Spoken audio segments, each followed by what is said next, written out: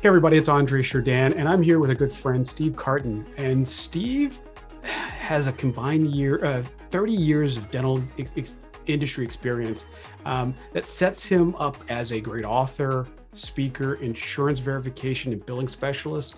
And his company, Dental Office Support, is one of the few that I put my personal stamp of approval on for my clients. And we also share many of the same interests. And that's why I asked him to be part of this interview series. And I'm so glad that you joined me today, Steve. Good to see you. Hey, Andre, it is great to be with you. Thank you for having me. I'm glad you're here, and I know you've had a busy day, so we're gonna go through these questions pretty quickly. I know I gave it to you. I gave you my 6 questions, so you wouldn't be caught off guard. But so I want to start every interview with the same kind of questions, which are take a look back at your life and think about a fork or a couple forks that you may have taken in your life, and I want you to tell us about that fork and tell me how it changed you. Well, a couple of forks have been very instrumental for me. The first was when I got out of working for someone else, which I had been doing for a long, long time, and began to think about working for myself. I had worked for Kathy Jameson for a couple of years and ran one of her regions, and that was a great experience. I'd worked for another dental company in Texas, off and on for a long time, and they were a great company. But now I was looking at going out on my own and moving into being a consultant, a practice management consultant at that point was a little bit scary for me because previously all the work I had done, I was selling somebody else. I was selling people with tremendous reputations and with great pedigrees of success. And that was very easy for me. I was also on their dime. So they were paying for the plane trips and the hotel rooms and all of that. And so all of that was very natural for me. I felt like I was a great number two person for almost anybody. But now I'm 50 years old at that time and encouraged to go out on my own by some other folks. And so I did. I took the plunge. It wasn't hard to take that plunge because I just needed enough money to buy a laptop, and so that's how I got started. I went to Staples, bought a laptop, and then the rest was history, so to speak.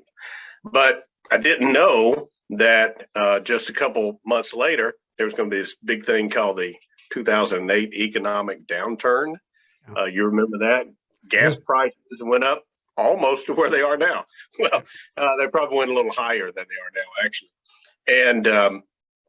And a lot of scary stuff. For some strange turns of coincidences, I had never planned to work outside the U.S. as a consultant. That's where I had worked for Kathy Jameson in the UK and Ireland. But I had never planned to work, even though it was private dentists that we were working with at that point. And that just developed. And all of a sudden, I had agreements where I was telling folks that if you didn't make 200% more than you paid me over an 18-month time period, I'll work for you for free until you do. And all of a sudden, this economic downturn hit, and it was worse in the UK than here in the US, and it was horrible in Ireland. It was unbelievable, almost decimated Ireland. And so I'm thinking, how am I going to get a 200% ROI? You know, when people are cutting back their hours and laying off team members, and so it was really, really quite scary. But you know, when your back's against the wall, you do what you have to do.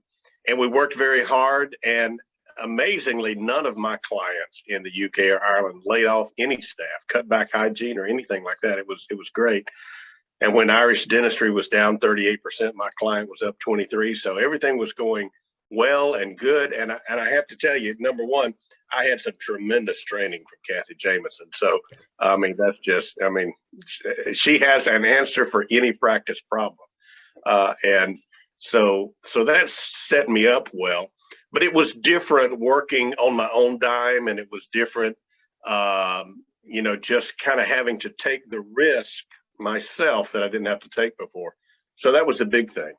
The second time, I had a situation where I had started this dental office support business where we do verifications. Now we've been doing billing and posting for about a year and a half.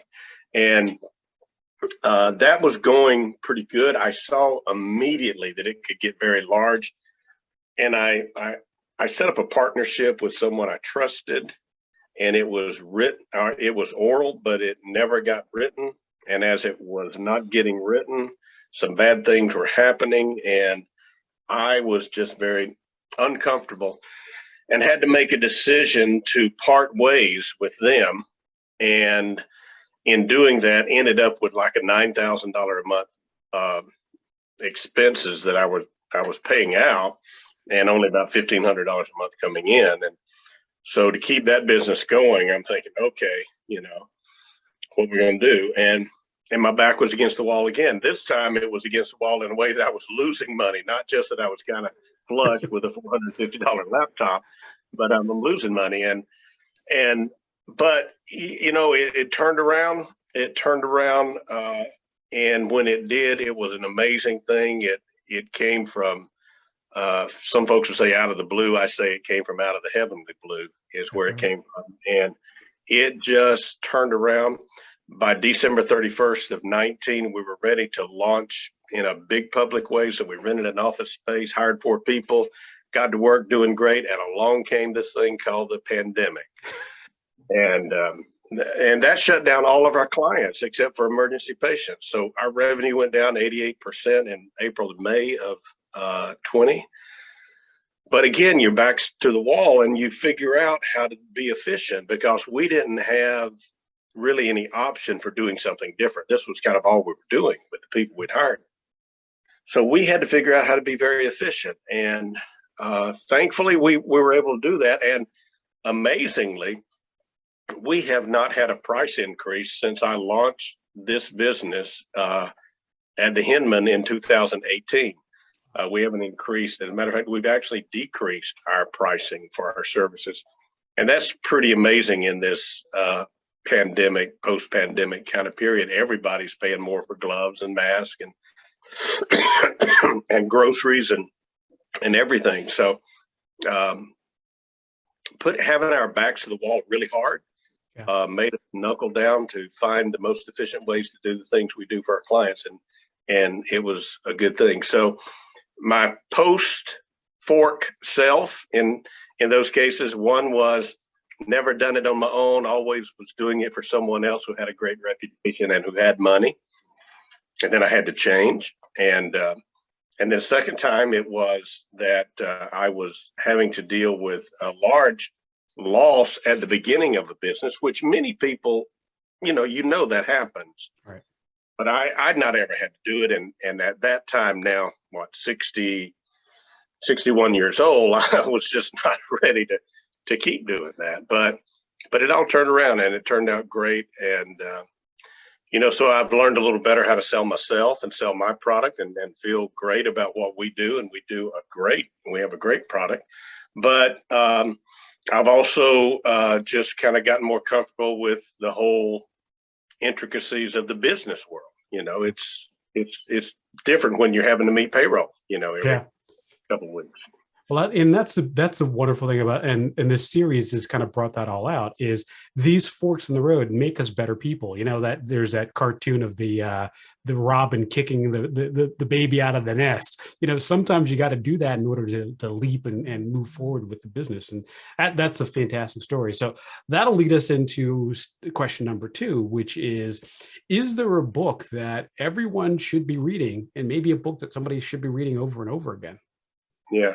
Well, like I had 2 forks, I've got 2 books, and and thinking particularly about us in the dental world and how we put things in our mind and run it through and keep kind of regurgitating on it. I've got 2 books, and the first book is by Ken Blanchard, the guy who wrote 1 Minute Manager and Raving Fans, that a lot of dental people know very well. But this particular book by Ken is called Lead Like Jesus. And it's a tremendous book for small business. He has another kind of corporate version of the book called Leading at a Higher Level. But Lead Like Jesus is written at a level for folks who have a small business, or even folks who are leading a community organization or anything.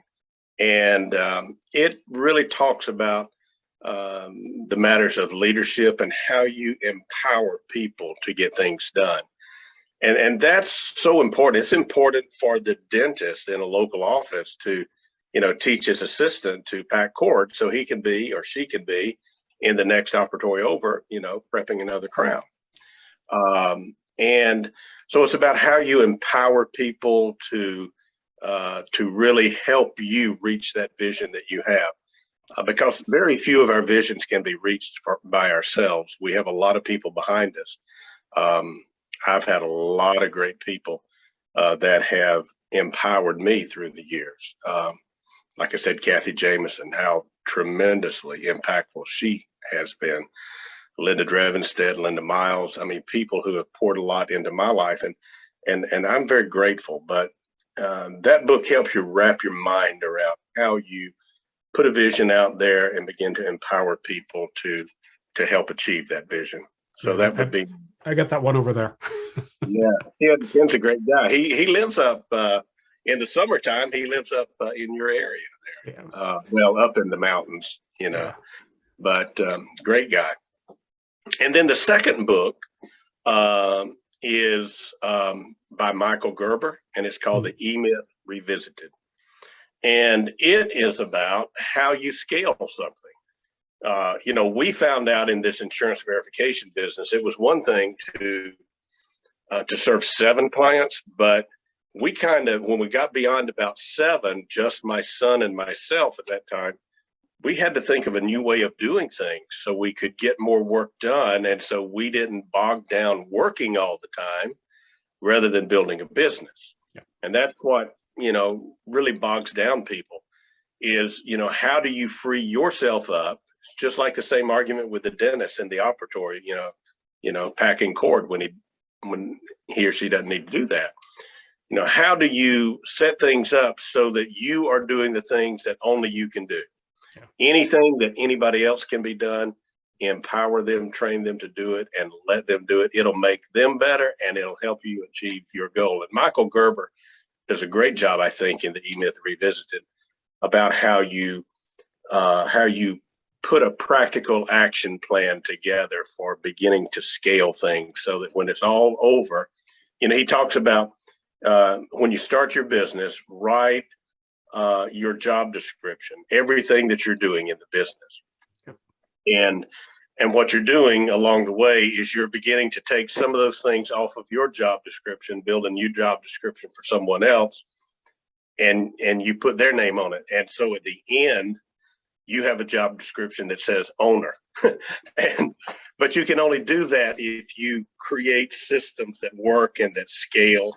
And certainly, making 1,600 insurance verification calls to insurance companies a month is something that you have to figure out the best way to do it without it bogging everybody down. So that book's been helpful to me all along since I first read it about 15 years ago now.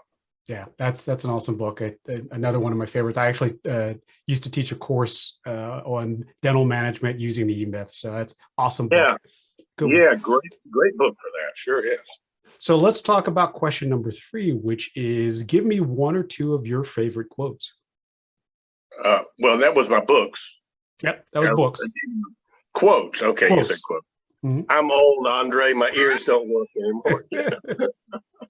I tell you, this getting old is for the birds. I agree, but the alternative's not as great either. So. Yeah, no, I have to wake up every morning and keep going, so that's a good thing. I get to wake up and keep going. I should say it that way. So quotes. When it comes to quotes, I also have 2 of those, and one of those is a John Maxwell quote that simply says, "Leadership is influence," and so. That's something that's been helpful for me. Often when I have been in a dental practice, the matter of getting people to lead has been one of the chief obstacles. Mm. And a lot of times we think that we can lead by virtue of a position that we have. But it's not a position. Positional leadership only goes so far. But leadership by influence goes a lot farther. John Maxwell has said that. Ken Blanchard said it. I don't know who said it first. But leadership as influence is so important, because when we remember that when we have invested in people, we have a heart for them, and we want them to succeed in ways that we wouldn't have if we hadn't really invested in them. And I don't mean invested in them just by giving them a job. I mean by helping them become better. A quick example, when I was living in Texas a long time ago, my kids had a dog, and the dog tore up everything. The dog lived on the back porch. It was screened in and all this. And it was a nice place for the dog to live, but he tore up the back porch. He tore up the screen. He tore up everything. I did not like that dog at all. But it was the kids' dog. It was their responsibility to feed him. They went on vacation back here to South Carolina once, and I was stuck there for a week with the dog. And so I go out the first day to feed the dog, and I'm seeing his ribs a little bit. I'm like, they've been feeding this dog, And so I started feeding the dog twice a day, making sure he's getting plenty to eat. By the time the kids came back, I loved the dog. My heart had turned around because I had invested some of myself in the dog.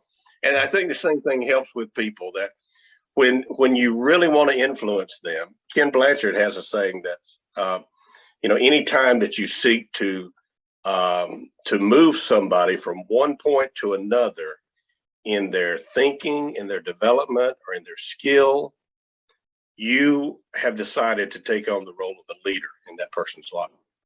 Yep. So when you think about that, and you realize that investing in people kind of creates a heart connection, then it's easy to understand how that heart connection helps you to really empower them to be all that they can be.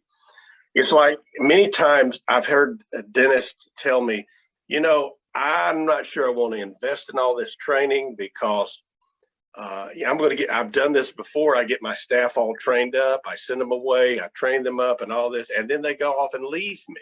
Yeah.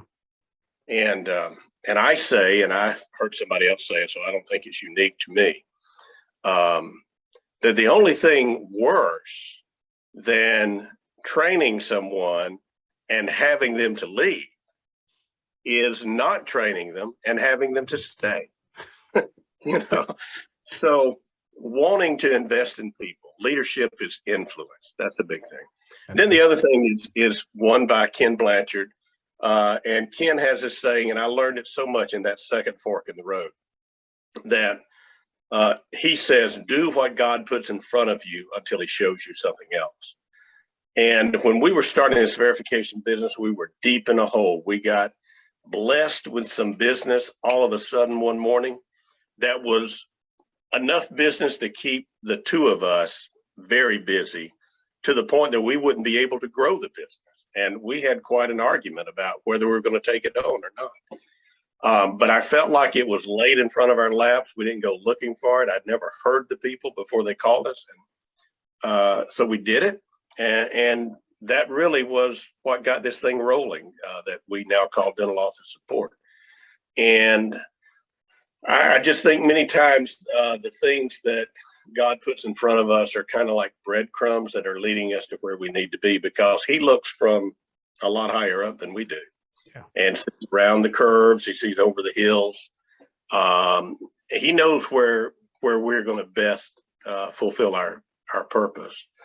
And sometimes we don't know that as well as we think we do. And so I just really believe in doing what's in front of you until something else comes along. The best, bloom where you're planted. It sounds kind of like a cliche and like a very simplistic approach, but hey, bloom where you planted. Mother Teresa bloomed where she was planted, and we should all look to bloom where we're planted, I think. I love it. So let's hit these two questions, the questions 4 and 5, which start off as number 4. What's the high-tech thing you can't live without? Has a plug or has a battery? Yeah, I wish I could deny this, but the high tech thing, I can't live without. It seems, and I'm like, I need to find a support group. You know, it's the internet. I have to be connected. Whether it's you know reading the news, the latest news, whether it's catching up with people, it's watching your posts, seeing where the last place you ate a taco was. Wherever, whatever it is, I just feel like I have to be connected. And, whether it's the phone, it's the laptop, it's the computer at work, you know, I just got to have the internet. I've got to have access to information. I'm an information kind of, I don't know, junkie. Yeah. I grew up very poor, but my grandmother bought me a set of World Book encyclopedias when I was in third grade, and I did my best to read every one of those. And so I've been on this quest to find stuff I've not found before and learn stuff I've not learned. So the internet, but and there's a lot of great stuff about the internet, but a lot of bad stuff too. So that's my high tech thing. So then on the other side of that would be, what's the low tech thing you can't live without? Well, low tech is pretty easy for me. It's a pencil. A pen works okay, but really a pencil. I can't read a book without a pencil in my hand because I have to argue with the author. Even if you wrote a book, Andre, and sent it off to me and all the great stuff that you've got in it, I'm going to argue with you in the margins about some point. It's my way of interacting again. It's kind of like that internet thing. I have to have a pencil. I was trained as an engineer at University of Texas and did that for about 14 years. So I have this desire for things to be in alignment, for facts not to conflict, and for things to add up and balance out and stuff like that. And so, when I'm reading, if an author misquotes somebody, I underline it and write something out in the margin about it.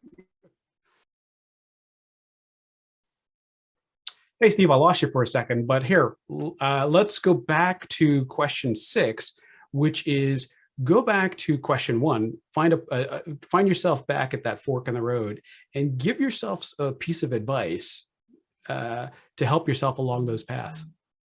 Yeah. Well, I'm surprised, Andre, when I get disconnected from other people, they find that as an opportunity to leave the room. So I'm honored that you came back. So, so thinking about that and thinking about where I was pre-fork and where I'm at now, what advice would I give somebody else? I go back to my quote a little bit, and that is, really just keep doing what's in front of you. There's a lot that happens in life that is a result of just that, doing what's in front of you.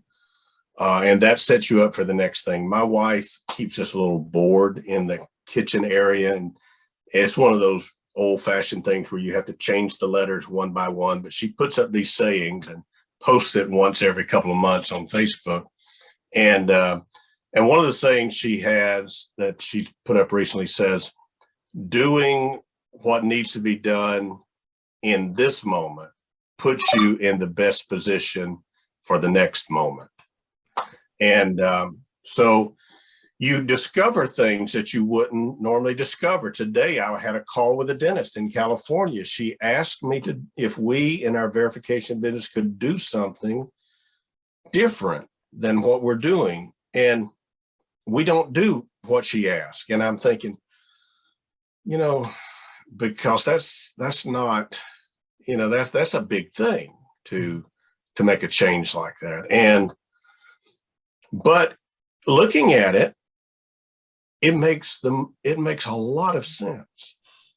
So, until you come to the moment where you have to do something different, you're not in the best position to improve or to do better.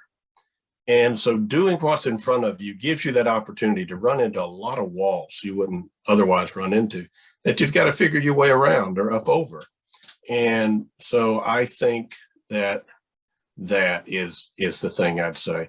Stay determined. Listen to your heart, because that's where your passion is. Listen to people who know you both in work and in social circles, because they'll see both sides of you, and they tend, I think, to give you a little better picture of yourself than you might get from just your friends or just your work colleagues. Yeah. So if you've got the benefit of having folks who know you in both situations, that's a good thing to listen to them. They'll be honest with you. And listen to the people that love you the most, because they're the ones who are going to stick with you the most. And ultimately, they're probably the ones that you're doing what you're doing for, more than anybody else. So that would be my post fork in the road counsel for folks, I think. That's good. So I didn't prepare you for this question, but I've asked everybody this same question. So Steve is who he is today based on hard work or luck? Well, there's a lot of hard work's gone into it. I'm not much of a believer in luck, but I think people produce their luck. I think people who don't work hard don't have much luck, generally speaking. So I think hard work, but there were people like Linda Drevenstedt gave me a job as a practice administrator when I was first starting my consulting business, that gave me real in-practice experience that I had never had on a day-to-day operating level. And she knew I was going to be her competitor. And of course, what am I going to do to make a dent in what Linda's doing? But she had the grace to just give me that opportunity and let me grow and even help me a little along the way, and there've been people like that. Many people have been so gracious to me. You're a gracious guy. I see you do it with a lot of folks. You've done it with me in the past. And that means a lot. That means a lot. And so I want to work hard. I don't want to take anything for granted or presume anything, but realizing that at the end of the day, there's a lot of grace that we need in business and in life. And sometimes we get it and we really appreciate it when we do. And we ought to think about that and give it to others. You do a great job of that. You do a great job of that, Andre. Connecting to your group, 12, 13,000. I mean, wow, and just continue to pour out stuff. I'm thinking, how does this guy fly across the country? How does he stand up in front of all these people speaking? And he's posting, 23 hours a day, to help these folks do better jobs. And, those things are important. People take note. Yeah. Well, I'm lucky to have the hard work that I have. Yeah. There's some luck for you. Yeah. There you go. Well, thank you so much for doing this, and I'm glad I got you back online. And this was a perfect way to do this. So I can't wait till I see you next time. And best of luck. I'll see you real soon. All right, Andre. You take care. Thank you, sir. All right. Thank you. Have a great day. Bye-bye.